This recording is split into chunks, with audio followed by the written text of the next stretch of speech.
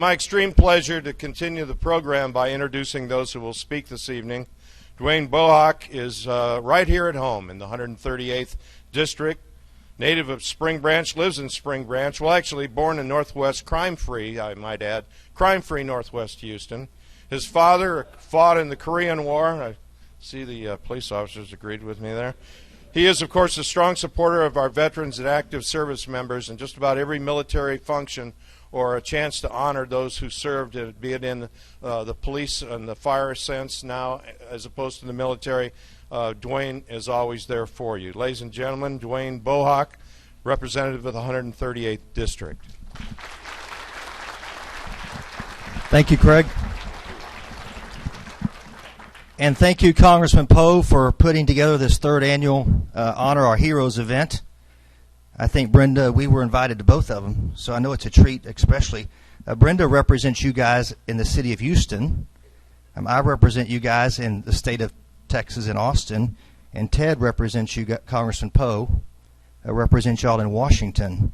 So I know it's a treat for all of us to represent this amazing community.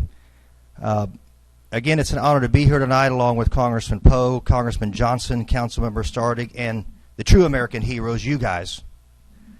As Craig stated, my name is Dwayne Bohac. I have a funny last name. It's 5 letters, but it's very difficult sometimes to pronounce. It's a Czech last name. My parents are from Fayette County. Y'all know where Fayette County is, about 100 miles down the road. When they moved to Houston, they moved to the Heights, and then they settled in Oak Forest, where I was born and raised.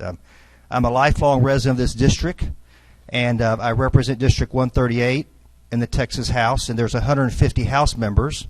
And let me tell you a little secret about the way I remember that.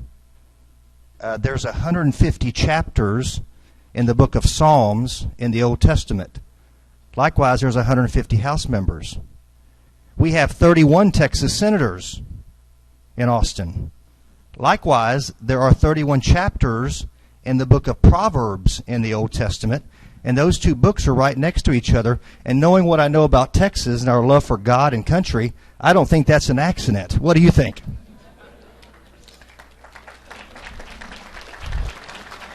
I really do admire those that wear the uniform of our country. I really do. We live in a great nation. But freedom has a very high price, and the military is prepared to pay that ultimate price. And protecting freedom from enemies, both foreign and domestic, can be quite costly, as history has shown. General Omar Bradley once said this. I'm going to read you just a couple of quotes and I'm going to end. General Omar Bradley said this: "The heritage of freedom must be guarded in peace, be as carefully guarded in peace as it was in war." That's deep. Sacrifice, not selfishness, must be the eternal price of liberty. Vigilance, not appeasement, is the byword of living freedoms. Our founding fathers recognized the power of liberty, and they recognized the cost to defend her, and you do too. They believed that freedom could inspire a nation and lift it to new heights, and it's true, and it has here in America, and we can be proud. I love America. We're not a perfect country. It might come as a shock to everybody in the media. There is no perfect country.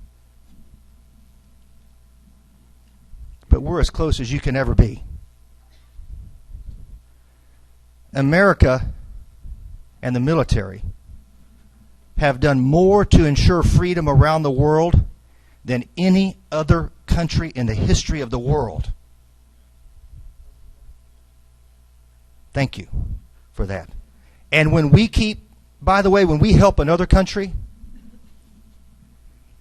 we take none of the land we liberate, except the little bit necessary to bury our dead.